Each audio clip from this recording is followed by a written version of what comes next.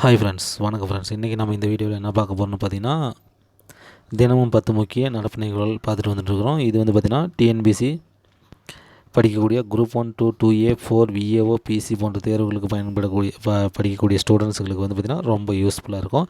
So டிஎன்பிசியில் வந்து பார்த்திங்கன்னா 20 to 25 கொஸ்டின்ஸு எல்லா டைப் ஆஃப் எக்ஸாம்லேயுமே கேட்பாங்க. ஓகேவா, அதை எல்லாத்தையுமே ஈஸியாக ஃபேஸ் பண்ணக்கூடிய கரண்ட் அஃபேர்ஸ் தான் நாம் செலக்ட் பண்ணி எடுத்துகிட்டு இருக்கிறோம். ஸோ கண்டிப்பாக நீங்கள் என்ன பண்ணலாம், நம்மளுடைய கரண்ட் அஃபேர்ஸை நீங்கள் தாராளமாக படிக்கலாம். ஓகேவா, நான் வந்து பார்த்திங்கன்னா தினமும் 10 கரண்ட் அஃபேர்ஸு சொல்கிறேன். பட் அதுக்குள்ளே வந்து பார்த்திங்கன்னா 2-3 கரண்ட் அஃபேர்ஸு 4 கரண்ட் அஃபேர்ஸ் வந்து பார்த்திங்கன்னா எக்ஸ்ட்ரா வந்துக்கிட்டே இருக்கும். ஓகேவா, ஸோ எப்படி பார்த்தாலும் பெர் டே வந்து பார்த்திங்கன்னா 30 to 40 கரண்ட் அஃபேர்ஸ் நீங்கள் லேர்ன் பண்ணிருப்பீங்க. கண்டிப்பாக எக்ஸாமுக்கு போகிற ஒரு 6 மந்த் கரண்ட் அஃபேர்ஸ் படிச்சுட்டு போனீங்கன்னா கண்டிப்பாக அது வந்து பார்த்திங்கன்னா ஒரு மிகப்பெரிய ஒரு 7000 கரண்ட் அஃபேர்ஸ் வரலுமே நீங்கள் படிச்சுட்டு போவீங்க நம்மளுக்கு. ஓகே, ஒரே நேரத்தில் உட்காந்து படிச்சிங்கன்னா ரொம்ப கஷ்டமாக இருக்கும். டெய்லியும் வந்து உட்காந்து படிச்சிட்டிங்கன்னா கண்டிப்பாக இது வந்து பார்த்திங்கன்னா ஒரு மிகப்பெரிய மாற்றம் கொடுக்கும். அதனால் கரண்ட் அஃபேர்ஸுக்கு ஒரு 1/2 மணி நேரம், மேக்ஸுக்கு ஒரு 1/2 மணி நேரம். ஸோ டோட்டலாக 1 ஹவர் வந்து பார்த்திங்கன்னா டெய்லியும் யூஸ் பண்ணிக்கோங்க. 6 மந்தில் வந்து பார்த்திங்கன்னா எல்லாமே இந்த 50 மார்க்குக்கும் தரவாயிருவீங்க. மேக்ஸில் வரக்கூடிய 25 கொஸ்டின், கரண்ட் அஃபேர்ஸில் வரக்கூடிய 25 கொஸ்டின், ரெண்டையும் சேர்த்து 50 கொஸ்டினும் ஈஸியாக நீங்கள் ஃபேஸ் பண்ணுற அளவுக்கு ரெடி ஆயிடுவீங்க. ஓகேவா, அதேமாதிரி நம்மளுடைய டெய்லி டெஸ்ட்டையும் அட்டன் பண்ணிட்டு வந்துருங்க. அதுலேயும் 150 மார்க் ஈஸியாக ஃபேஸ் பண்ணுறது நம்ம கொண்டு வந்துடலாம். ஸோ டோட்டலி 200 மார்க்ஸுக்கு நம்ம நல்லா தரவாயிடணுமா, கண்டிப்பாக ஒரு 180லாம் சாதாரணமாக அடிச்சிடலாம். 180 ப்ளஸ் நீங்கள் வந்து பார்த்திங்கன்னா மெரிட்லேயே உள்ளார வந்துடலாம். ஓகேவா, அதுக்கான வழிமுறை தான் நான் சொல்லிகிட்ருக்கிறேன். ஓகேவா, சரி, ஓகே ஃப்ரெண்ட்ஸ். நெக்ஸ்ட் வந்து பார்த்திங்கன்னா நம்ம சேனலில் புதுசாக பார்க்குறவங்க கண்டிப்பாக சப்ஸ்கிரைப் பண்ணிக்கோங்க. சப்ஸ்கிரைப் பண்ணிட்டு பக்கத்தில் இருக்கக்கூடிய பெல் ஐக்கானையும் கிளிக் பண்ணிக்கோங்க. ஆல்ரெடி சப்ஸ்கிரைப் பண்ணவங்க என்ன பண்ணுறீங்க அப்படின்னா, உங்களுக்கு பிடிச்சிருந்துச்சின்னா கண்டிப்பாக உங்களுடைய ஃப்ரெண்ட்ஸ், அதாவது டிஎன்பிசி படிக்கிற உங்களுடைய ஃப்ரெண்ட்ஸ், ரிலேட்டிவ்ஸுக்கு என்ன பண்ணுங்கள், கண்டிப்பாக பண்ணுங்கள். ஓகேவா, அதேமாதிரி ஃபேஸ்புக்கில் இருந்தீங்கன்னா கண்டிப்பாக அந்த ஃபேஸ்புக்கில் நீங்கள் கண்டிப்பாக நம்மளுடைய லிங்க்கை ஃபார்வேர்ட் பண்ணலாம். ஓகேவா, பண்ணுங்கள். ஓகேவா, அதேமாதிரி நம்மளுடைய டெய்லி டெஸ்ட் பேஜில் ஜாயின் பண்ணணும்னு நினச்சிங்கன்னா கண்டிப்பாக என்னுடைய எண் 9750880852 அப்படிங்கிற நம்பருக்கு வாட்ஸ்அப்பில் உங்களுடைய நேமை சென்ட் பண்ணுங்கள். கண்டிப்பாக நான் உங்களை வந்து பார்த்திங்கன்னா என்னுடைய டெஸ்ட் பேஜில் ஆட் பண்ணுறேன். ஸோ டெஸ்ட் டெய்லியும் எழுதி கண்டிப்பாக மிகப்பெரிய பயனை அடையுங்க. ஓகேவா, வாங்க இன்றைக்கி நம்ம கரண்ட் அஃபேர்ஸ்க்குள்ளே போகலாம். இன்றைக்கி நம்ம வந்து பார்த்திங்கன்னா அக்டோபர் 30, 2020க்கான கரண்ட் அஃபேர்ஸ் நம்ம என்ன பண்ண போகிறோம், பார்க்க போகிறோம். Okay, first current affair is, மக்கள் தனது கருத்துக்களை தெரிவிக்க நமது அரசு அந்த திட்டத்தின் பேர் என்ன பண்ணுறீங்கன்னா என்ற இணையதளம். ஓகேவா, இது வந்து பார்த்திங்கன்னா ஒரு இணையதளம். நமது அரசு அப்படிங்கிற பேரில் வந்து பார்த்திங்கன்னா ஒரு இணையதளத்தை வந்து பார்த்திங்கன்னா தொடங்கியிருக்குது. அது யாருன்னு பார்த்திங்கன்னா நம்ம தமிழ்நாடு தான். ஓகேவா, ஸோ நம்மளுடைய சிஎம் எடப்பாடி பழனிசாமி ஐயா அவர்கள் என்ன பண்ணியிருக்கிறாரு, இந்த நமது அரசு அப்படிங்கிற இணையதளத்தை என்ன பண்ணியிருக்கிறாரு, தொடங்கியிருக்கிறாரு. இதில் வந்து பார்த்திங்கன்னா மக்கள் தன்னுடைய கருத்துக்களை, ஓகேவா, ஸோ எதுவாக இருந்தாலும் சரி தன்னுடைய கருத்துக்களை நம்ம என்ன நினைக்கிறோம் அப்படிங்கிறத என்ன பண்ணுறாங்க, இந்த இணையதளத்தின் வழியாக டைரெக்டாக என்ன பண்ணலாம், சிஎம் ஆஃபீஸ் கான்டாக்ட் பண்ணி ஸோ அதை வந்து சொல்லலாம். ஓகேவா, நம்மளுடைய கருத்துக்களை என்ன பண்ணலாம், சொல்லலாம் அப்படின்னு சொல்லிட்டு அந்த திட்டத்தை வந்து பார்த்திங்கன்னா தமிழ்நாடு அரசு தான் என்ன பண்ணியிருக்கிறாங்க, இந்த திட்டத்தை போட்டிருக்கிறாங்க. ஓகேவா, next one. Okay, next one பாருங்கள், இளம் வழக்கறிஞர்களுக்கு, ஓகேவா, ஸோ லாயர்ஸுக்கு 2 ஆண்டுக்கு மாதம் 3000 ரூபா உதவித்தொகை. ஸோ வெரி வெரி இம்பார்ட்டன்ட் திட்டம் இது. ஓகேவா, நம்ம தமிழ்நாட்டினுடைய திட்டம் அது. ஓகேவா, அதனால் நல்லா ஞாபகம் வச்சுக்கோங்க. ஸோ 2 வருஷத்துக்கு ஒவ்வொரு மாதமும் என்னது 3000 ரூபா என்னது ஸ்காலர்ஷிப் கொடுக்குற திட்டம் வந்து பார்த்திங்கன்னா நம்ம தமிழ்நாடு தான் என்ன பண்ணிருக்கிற அறிவிச்சிருக்குது. ஸோ இது வந்து பார்த்திங்கன்னா நம்முடைய சிஎம் வந்து பார்த்திங்கன்னா செக்ரட்டரியேட்டில், ஓகேவா, தலைமைச் செயலகத்தில் அக்டோபர் 28ஆம் தேதி, ஓகேவா, அக்டோபர் 28ஆம் தேதி ஒரு மீட்டிங் நடந்துச்சு. ஸோ அந்த மீட்டிங்கில் வந்து பார்த்திங்கன்னா அந்த இளம் வழக்கறிஞர்களுக்கு என்ன பண்ணுறாரு, ஃபஸ்ட்டு உதவித்தொகை என்ன பண்ணுறாரு, 3000 ரூபா கொடுத்து அதை வந்து ஸ்டார்ட் பண்ணிட்டாரு. அக்டோபர் 28ஆம் தேதி நம்மளுடைய தலைமைச் செயலகம், ஓகேவா, செக்ரட்டரியேட்டில் ஸ்டார்ட் பண்ணி வச்சிட்டாரு. ஸோ இந்த உதவித்தொகை திட்டத்தை கொண்டு வந்து யாருன்னு பார்த்திங்கன்னா நம்ம தமிழ்நாடு கவர்மெண்ட், ஓகேவா, தொடங்கி வச்சுட்டு நம்மளுடைய சிஎம் எடப்பாடி பழனிசாமி ஐயா அவர்கள் தான். ஓகேவா, ஸோ அக்டோபர் 28ஆம் தேதி மாதம் 3000 ரூபா. ஓகேவா, 2 வருஷத்துக்கு, ஸோ 24 மாதத்துக்கு இதுமாரி மாதம் 3000 ரூபா தருவாங்க. ஓகேவா, next one. Okay, next important current affair என்னென்னு பார்த்திங்கன்னா பெண் விஞ்ஞானிகளுக்கான திட்டம். ஓகேவா, ஸோ பெண் விஞ்ஞானிகளுக்கான திட்டம் என்னதுன்னா செர்பவர். ஓகேவா, செர்பவர். ஸோ அப்படிங்கிற திட்டம் தான் வந்து பார்த்திங்கன்னா பெண்களை வந்து பார்த்திங்கன்னா ஆராய்ச்சி துறையில் ஊக்குவிப்பதற்காக. ஸோ பெண்கள் நிறையா முன் வந்து இந்த ஆராய்ச்சி துறையில் என்ன பண்ணணும், ஈடுபட்டு பெரிய சைன் கொடுக்கணும். ஓகேவா, அப்படின்னு அவங்களுக்காக, அந்த பெண்களுக்காக ஸ்டார்ட் பண்ணப்பட்ட அந்த திட்டம் தான் என்னென்னு பார்த்திங்கன்னா இந்த செர்பவர். ஓகேவா, இந்த திட்டத்தை வந்து பார்த்திங்கன்னா சயின்ஸ் அண்ட் டெக், ஓகேவா, சுகாதாரம் மற்றும் குடும்ப நலத்துறை அமைச்சர் ஹர்ஷவர்தன், நான் முன்னே சொன்னேன். ஓகேவா, ஹர்ஷவர்தன் தான் என்ன பண்ணார், இந்த செர்பவர் திட்டத்தை வந்து என்ன பண்ணார், ஸ்டார்ட் பண்ணியிருக்கிறாரு, தொடங்கி வச்சுருக்கிறாரு. ஓகேவா, இது வந்து பார்த்திங்கன்னா தொடங்கி வச்சுருக்கிறாரு. ஓகேவா, இதனால் ஞாபகம் வச்சுக்கோங்க. ஹர்ஷவர்தன் தான் ஸ்டார்ட் பண்ணியிருக்கிறாரு செர்பவர். ஸோ பெண்களை ஆராய்ச்சி துறையில் என்னது ஊக்குவிப்பதற்காக. ஸோ அதிக அளவில் பெண்கள் முன் வந்து என்ன பண்ணணும், ஆராய்ச்சி துறையில் என்ன பண்ணணும், வந்து பெரிய சைன் பண்ணணும். ஓகேவா, பெரிய அளவில் அந்த முன்னேற்றத்தை கொடுக்கணும் அப்படிங்கிறதுக்காக ஸ்டார்ட் பண்ணது தான் இந்த செற்பவர் அப்படிங்கக்கூடிய திட்டம். ஓகேவா, next one. Next important current affairs. ஐநா உலகளாவிய கால்நிலை நடவடிக்கை விருது பெற்ற நிறுவனம். ஓகேவா, ஸோ ஐநாவுடைய உலகளாவிய கால்நிலை நடவடிக்கை விருதை பெற்ற நிறுவனம் என்ன பார்த்தீங்கன்னா இந்த குளோபல் ஹிமாலயன் எக்ஸ்பெடிஷன். ஓகேவா, ஸோ குளோபல் ஹிமாலயன் எக்ஸ்பெடிஷன் அப்படிங்கிற நிறுவனம் தான் இந்த இது வந்து பார்த்திங்கன்னா ஒரு இந்திய அமைப்பு. ஓகேவா, ஸோ இந்தியன் ஆர்கனைசேஷன் தான் இது. ஓகேவா, ஸோ இந்திய அமைப்பு தான் இது. ஓகேவா, இவங்க வந்து பார்த்திங்கன்னா குளோபல் ஹிமாலயன் எக்ஸ்பெடிஷன். இது வந்து பார்த்திங்கன்னா இமாலய பகுதியில் உள்ள கிராமங்களை, ஓகேவா, கிராமங்களை என்ன பண்ணுறது, நிர்வாகம் பண்ணுறாங்க இவங்க.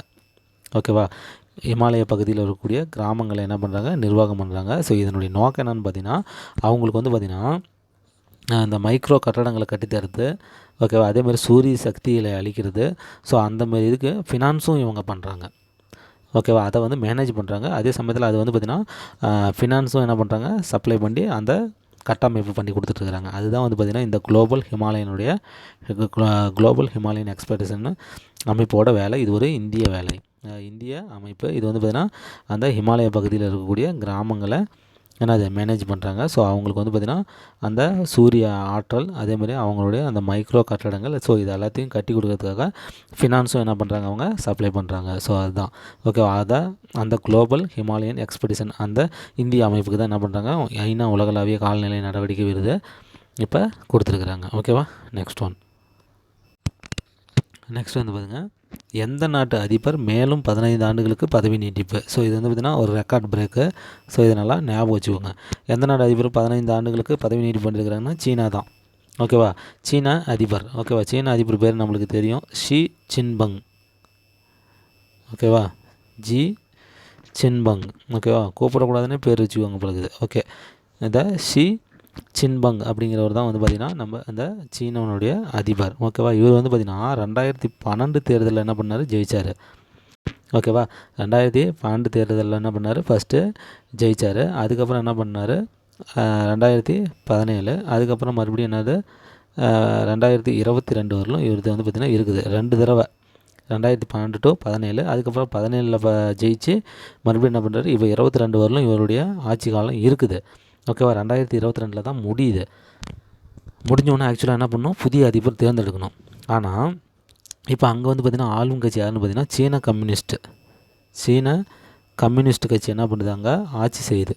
ஓகேவா, கம்யூனிஸ்ட் கட்சி அங்கே வந்து பார்த்திங்கன்னா ஆட்சி செய்யுது. அவங்களே என்ன பண்ணிட்டாங்க அப்படின்னா, இல்லை அதிபராக வந்து பார்த்திங்கன்னா இந்த ஷி ஜின்பங்கை வந்து பார்த்திங்கன்னா இன்னும் 15 வருஷத்துக்கு ஆளட்டும், அதாவது 2035 வரலுமே அவங்க இருக்கட்டும், அதிபராக இருக்கட்டும் அப்படின்னு சொல்லிட்டு இந்த சீன கம்யூனிஸ்ட் கட்சி என்ன பண்ணியிருக்கிறாங்க, ஆளும் கட்சி அவங்களே என்ன பண்ணியிருக்கிறாங்க, ஒப்புதல் கொடுத்துட்டாங்க. ஸோ 2035 வரை, அதாவது 15 ஆண்டுகளும் நீட்டிச்சிருக்கிறாங்க. ஓகேவா, ஸோ யாருதுன்னா இந்த ஷி ஜின்பங் சீன அதிபர். ஓகேவா, வேறு ஒன்றும் கிடையாது. ஓகேவா, 2012 தான் முதல்ல ஆட்சிக்கு வந்தார். ஓகேவா, இது வந்து பார்த்திங்கன்னா 2வது முறை. 2022 2வது முறை ஆட்சி வந்து பார்த்திங்கன்னா 2022 முடியுது.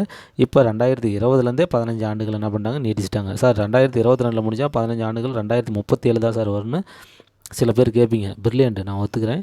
ஓகேவா, ஆனால் 2022 முடிஞ்சதுக்கப்புறம் கொடுக்கல, இப்போ 2020லேருந்தே அவங்க கொடுத்துட்டாங்க 15 வருஷம். ஓகேவா, ஓகே, நெக்ஸ்ட் ஒன். சரி, ஓகே, நெக்ஸ்ட் ஒன்று என்ன பண்ணியிருக்காங்க பாருங்கள். பெண் பயணிகளுக்கு பாதுகாப்பு அளிக்கும் வகையில் ஏற்படுத்தப்பட்டுள்ளது.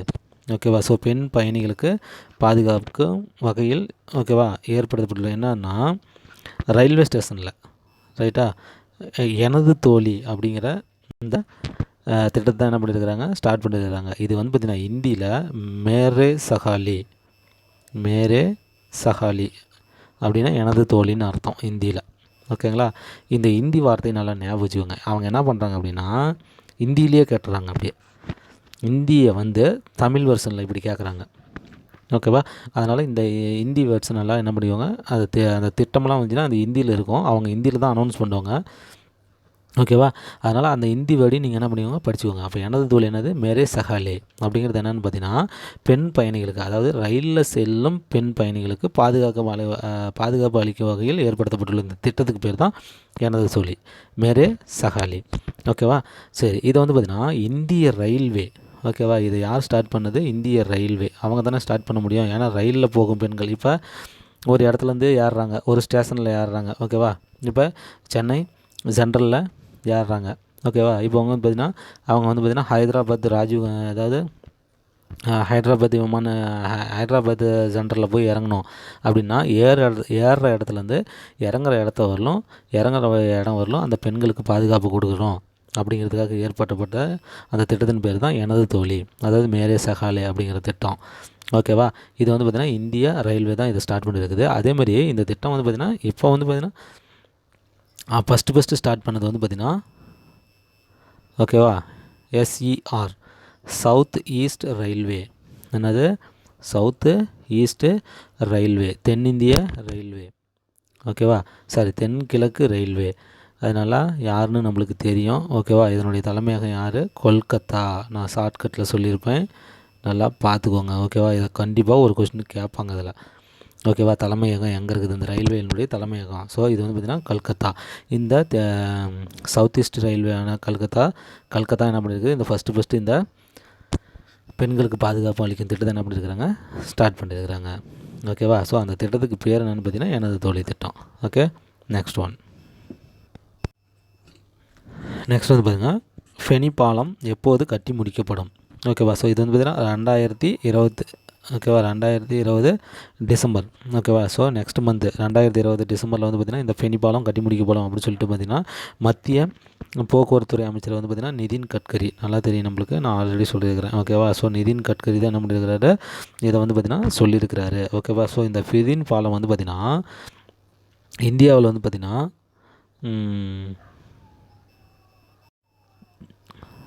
சப்ரும் டு ராம்கர், இந்த சப்ரும் வந்து பார்த்திங்கன்னா இந்தியாவில் இருக்குது. இந்த ராம்கர் வந்து பார்த்திங்கன்னா பங்களாதேஷில் இருக்குது. So Bangladesh to India to Bangladesh, அதாவது சப்ரும் டு ராம்கர் வரலும் பார்த்திங்கன்னா இந்த பாலம் போட்டிருக்கிறாங்க. இது வந்து பார்த்திங்கன்னா 1.8 கிலோமீட்டர் நீளம் உடையது. Okay, 1.8 kilometre நீளமுடைய Sabroom to Ramgarh வரலும் இந்த பாலம் வந்து பார்த்திங்கன்னா போடப்பட்டிருக்குது. அதேமாதிரி இந்தியாவில் வந்து பார்த்திங்கன்னா கிழக்கு மாநிலங்களையும் மேற்கு மாநிலங்களையும் இணைக்கக்கூடிய பாலம் இது. ஓகேவா, இந்தியாவில் வந்து பார்த்திங்கன்னா கிழக்கு மாநிலங்களையும் மேற்கு மாநிலங்களையும் இணைக்கக்கூடியது. ஸோ நாடு டு நாடுன்னு பார்த்திங்கன்னா இந்தியாவில் இருக்கக்கூடிய சப்ரும் டு பங்களாதேஷில் இருக்கக்கூடிய ராம்கர் வரலும் இணைக்கக்கூடிய பாலமாக இது இருக்குது. இதனுடைய மொத்த நீளம் வந்து பார்த்திங்கன்னா 1.8 கிலோமீட்டர், வேறு ஒன்றும் கிடையாது. இதுதான் இந்த ஃபெனி பாலம். இந்த அறிவிப்பு வந்து பார்த்திங்கன்னா மத்திய போக்குவரத்துறை அமைச்சர் வந்து பார்த்திங்கன்னா நிதின் கட்கரி அவர்கள் என்ன பண்ணியிருக்கிறாரு? அனௌன்ஸ் பண்ணியிருக்கிறாங்க. ஓகேவா,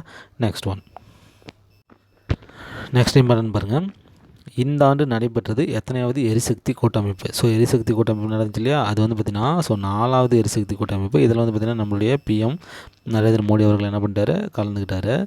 ஓகேவா, ஸோ இது வந்து பார்த்திங்கன்னா இதில் இன்னொரு மேட்டர் என்னென்னு பார்த்தீங்கன்னா இது 4வது, இது நல்லா ஞாபகம் வச்சுக்கோங்க, இது கேட்பாங்க.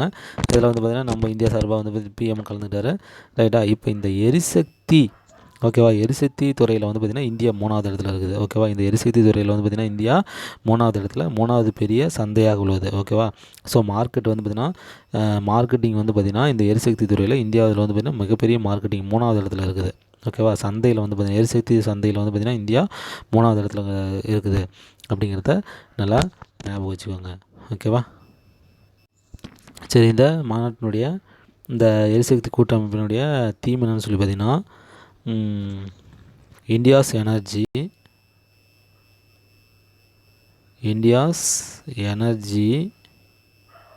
Future in the world change.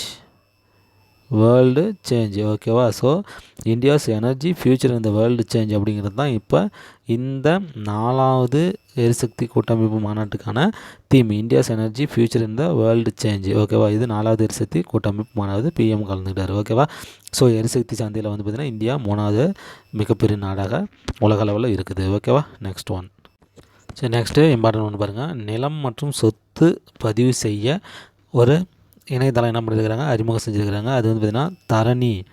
ஓகேவா, ஸோ தரணி இணையதளம். அந்த இணையதளத்தை வந்து பார்த்திங்கன்னா அறிமுகம் செய்தது வந்து பார்த்திங்கன்னா தெலுங்கானா ஸ்டேட்டு. ஓகேவா, ஸோ தெலுங்கானாவுடைய CM யாருன்னு சொல்லி நம்மளுக்கு சந்திரசேகர ராவ். ஓகேவா, சந்திரசேகர ராவ் அவர் தான் வந்து பார்த்திங்கன்னா இந்த என்னது தரணி அப்படிங்கிற இணையதளத்தை தெலுங்கானாவில் என்ன பண்ணியிருக்கிறாரு?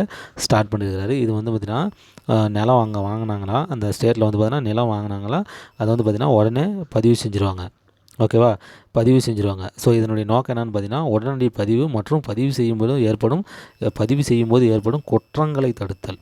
ஓகேவா, ஸோ இதனுடைய நோக்கம் என்னன்னு சொல்லி பார்த்தீங்கன்னா, உடனே வந்து பார்த்திங்கன்னா அந்த நிலத்தை என்ன பண்ணிடணும், அவர் மேலே பதிவு செஞ்சிடணும். அதேமாதிரி பதிவு செய்யும்போது ஏற்படக்கூடிய அந்த குற்றங்கள். ஓகேவா, ஸோ அந்தமாரி ஃபோர்ஜரி, கையெழுத்து மாற்றி போடுறது, ஓகேவா, ஆள் இல்லாமல் ரெஜிஸ்டர் பண்ணுறது. ஸோ இந்தமாரி குற்றங்கள் ஏற்பட வாய்ப்பு இருக்குது. அந்தமாரி குற்றங்களை தடுக்கிறது தான் வந்து பார்த்திங்கன்னா இந்த தரணி இணையதளத்தினுடைய மிக முக்கியமான நோக்கமாக இருக்குது. ஓகேவா, அதே வந்து பார்த்திங்கன்னா அதேமாரி இது வந்து பார்த்திங்கன்னா ஒரு நோக்கமாக இருந்தாலும் மெயின் நோக்கம் வந்து பார்த்திங்கன்னா தெலுங்கானா அரசு வந்து பார்த்திங்கன்னா வருவாய் சீர்திருத்தம் பண்ணிகிட்டு இருக்கிறாங்க. ஓகேவா, ஸோ வருவாய் சீர்திருத்தம். ஓகேவா, ஸோ ரெவன்யூ ரிஃபார்ம்ஸ் என்ன பண்ணியிருக்கிறாங்க அங்கே தெலுங்கானாவில் வந்து பார்த்திங்கன்னா ஸ்டார்ட் பண்ணியிருக்கிறாங்க. ஓகேவா, ஸோ இது வந்து பார்த்திங்கன்னா இனிமேல் வந்து பார்த்திங்கன்னா யாரும் ஏமாற்ற முடியாது. அந்த சீர்திருத்தத்தில் வந்து பார்த்திங்கன்னா இது எல்லாமே ஒரு ஆப்புக்குள்ளே அவங்க வாங்குகிற சொத்து இது எல்லாத்தையுமே ஒரு ஆப்பில் கொண்டு வந்துட்டால் அவங்க என்னென்ன வாங்குறாங்க, என்ன பண்ணுறாங்க அப்படிங்கிறதெல்லாம் தெரிஞ்சிடும். ஸோ அதையும் என்ன பண்ணிடலாம், இந்த வருவாயில் கண்ட்ரோல் பண்ணி அவங்களுக்கு எவ்வளோ இன்கம் வருது அப்படிங்கிறதெல்லாம் என்ன பண்ணிடலாம், அதில் பார்த்துடலாம். ஓகேவா, ஸோ இந்த ஆப்புக்குள்ளே வரும்போது ஓப்பன் பண்ணால் எல்லாமே அவங்க கவுண்டிங்க்கு வந்துடும். ஓகேவா, அதனால தான் இந்த வருவாய் சீர்திருத்தத்தின் ஒரு பகுதியாக தான் என்ன பண்ணியிருக்கிறாங்க, இந்த சொத்து பதிவு என்ன பண்ணியிருக்கிறாங்க தரணி இணையதளத்தின் மூலமாக என்ன பண்ணுறாங்க, நீங்கள் பதிவு பண்ணணும் அப்படிங்கிற மாதிரி வந்து பார்த்திங்கன்னா தெலுங்கானா சிஎம் வந்து பார்த்திங்கன்னா சந்திரசேகர ராவ் வந்து பார்த்திங்கன்னா அறிவிச்சிட்டாரு. இதுக்கு வந்து மெயின் காரணம் வந்து பார்த்திங்கன்னா வருவாய் சீர்திருத்தம் பண்ணுறது தான். அந்த வருவாய் சீர்திருத்தத்தில் ஒரு பகுதி தான் வந்து பார்த்திங்கன்னா அதேமாரி அந்த பதிவு செய்யும்போது ஏற்படக்கூடிய குற்றங்களை தடுத்தலும் வந்து பார்த்திங்கன்னா முக்கியமான காரணமாக இருக்குது. ஓகேவா, அதேமாதிரி வந்து பார்த்திங்கன்னா இந்த சந்திரசேகர ராவ் தான் வந்து பார்த்திங்கன்னா இந்த தெலுங்கானாவுடைய சிஎம். ஸோ இந்த கட்சியில் தான் வந்து பார்த்திங்கன்னா நம்மளுக்கு தெரிஞ்ச நடிகை ரோஜா இருக்கிறாங்க இல்லையா, ஸோ அவங்க வந்து பார்த்திங்கன்னா இந்த கட்சியில் தான் இருக்கிறாங்க. அது இந்த இடத்துல தேவையில்ல, இருந்தாலும் தெரிஞ்சுக்கோங்க. ஓகேவா, ஸோ அந்த ரோஜா வந்து பார்த்திங்கன்னா இந்த கட்சியில் தான் வந்து பார்த்திங்கன்னா ஒரு எம்எல்ஏவாக இருக்கிறாங்க. ஓகேவா, next last important one current அஃபேர்னு பாருங்கள். 19வது ஷாங்காய் ஒத்துழைப்பு மாநாடு. நம்பர்லாம் நல்லா பார்த்துக்கோங்க. 19வது ஷாங்காய் ஒத்துழைப்பு அமைப்பு மாநாட்டை நடத்தியது வந்து பார்த்திங்கன்னா ஸோ இந்தியா தான் இது வந்து நடத்துனுச்சு. ஓகேவா, ஸோ இந்தியா தான் இது வந்து பார்த்திங்கன்னா நடத்துனுச்சு. இதில் வந்து பார்த்திங்கன்னா 4 அறிக்கைகளையும் வந்து பார்த்திங்கன்னா வெளியிட்டிருக்கிறாங்க. ஓகேவா, அது என்னென்னு பார்த்திங்கன்னா இந்த ஷாங்காய் ஒத்துழைப்பு நாடுகள் இருக்குது பார்த்திங்களா, அவங்க வந்து பார்த்திங்கன்னா